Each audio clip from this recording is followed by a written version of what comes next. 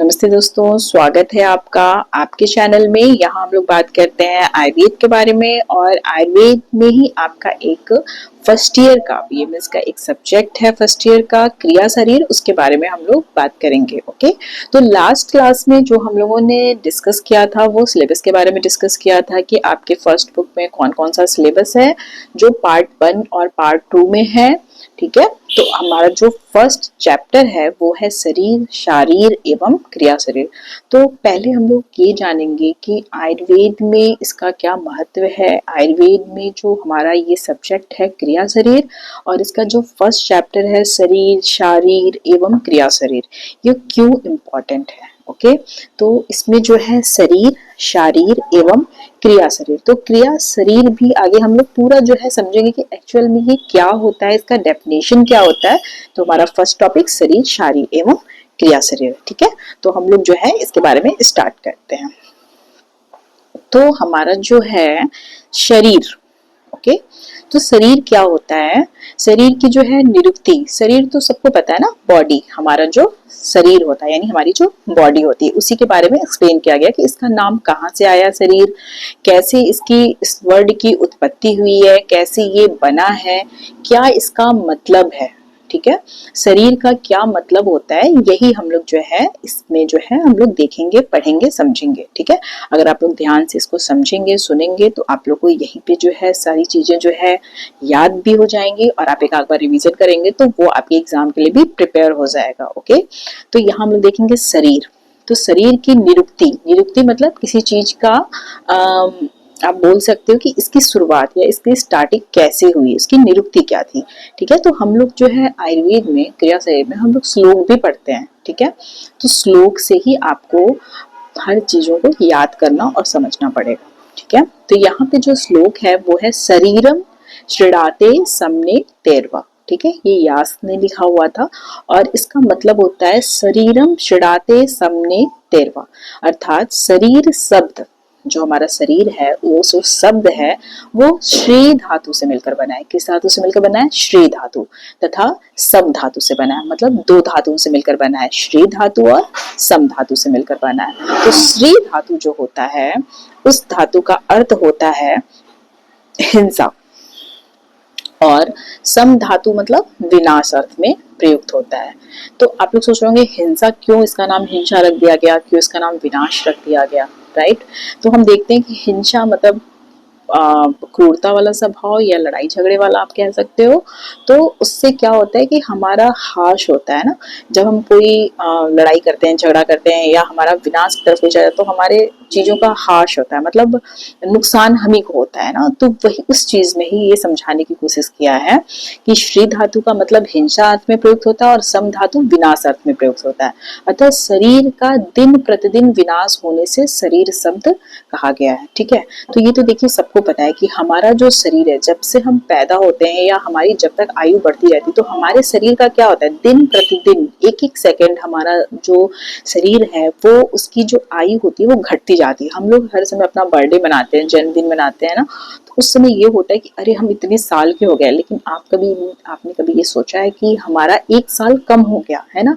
हमारे शरीर का दिन प्रतिदिन क्या हो रहा है, विनाश हो रहा है। इसी को क्या कहा गया है, शरीर कहा गया है। जो हमारा जो है शरीर दिन प्रतिदिन विनाश होने से, इसलिए शरीर का विनाश होता है दिन प्रतिदिन, मतलब उसका क्षय होता जाता है। हम एक बुजुर्गावस्था की तरफ जाते रहते हैं, मतलब हमारी जो आयु बढ़ रही है तो हम उस तरफ ही तो बढ़ रहे हैं। इसको क्या बोला गया, शरीर शब्द कहा गया है, राइट। आगे हमारा जो गर्भ उपनिषद में बताया गया है, दूसरा श्लोक है शरीर मिति कस्मात अग्नियो हात्र श्रयन्ते ज्ञान अग्नि दर्शन अग्नि कोष्ठ अग्नि रति। ठीक है, अर्थात ज्ञान अग्नि, दर्शन अग्नि, कोष्ठ अग्नि का आश्रय होने से शरीर शब्द कहा जाता है। ठीक है, तो ये इसका श्लोक है कि शरीर शब्द कैसे कहा जाता है। तो ज्ञान अग्नि, शरीर, हमारे शरीर का क्या अर्थ हुआ, मतलब इसमें हमारा ज्ञान भी होना चाहिए, दर्शन मतलब हम किसी चीजों को देख सकें, समझ सकें। कोष्ठ अग्नि का आश्रय, मतलब कोष्ठ मतलब हमारा जो पाचन जहां होता है, ठीक है, उसको बोलते हैं कोष्ठ अग्नि। अगर आगे आप लोग थोड़ा सा डिटेल में पढ़ेंगे, अभी वर्ड बस आप लोग याद करो कि इसका मतलब क्या है। कोष्ठ अग्नि का आश्रय होने से शरीर कहा जाता है। ठीक है, मतलब हमारे इस शरीर में ज्ञान भी होगा, इसी शरीर में दर्शन अग्नि भी होगी और इसी शरीर में हमारे कोष्ठ अग्नि भी होगा। इसी को क्या कहा जाता है, इसके होने से या इसके आश्रय होने से ही शरीर कहा जाता है। अगर ये सब चीजें नहीं है इसका मतलब तो उसको सिर्फ शरीर नहीं कहा जाएगा। ठीक है, तो ये तो आपकी हो गई निरुक्ति, राइट। तो अब जो है आप देखेंगे परिभाषा, राइट। तो हम लोग देखेंगे परिभाषा में, हम लोग देखेंगे कि क्या है। शरीरम नामम चेतना अधिष्ठान भूतम पंच महाभूत विकार समुदायतकम संयोग वाही। ओके, तो ये चरक शारीर 6/4 में बताया गया है। परिभाषा, परिभाषा मतलब किसी चीज की डेफिनेशन क्या होगी, राइट।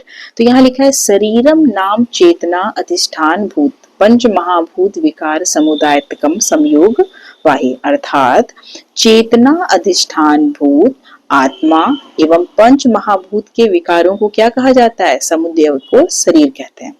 तो सबको पता है कि पंच महाभूत होते हैं आकाश, वायु, अग्नि, जल, पृथ्वी। ठीक है, तो इस 5 महाभूतों से मिलकर ही हमारे शरीर का निर्माण हुआ है। ठीक है, ये तो सबको पता है। और चेतना अधिष्ठान भूत, सिर्फ पंच महाभूत रहने से हमारा शरीर तो जीवित नहीं कहा जाएगा अगर उसमें आत्मा का निवास न हो तो, राइट।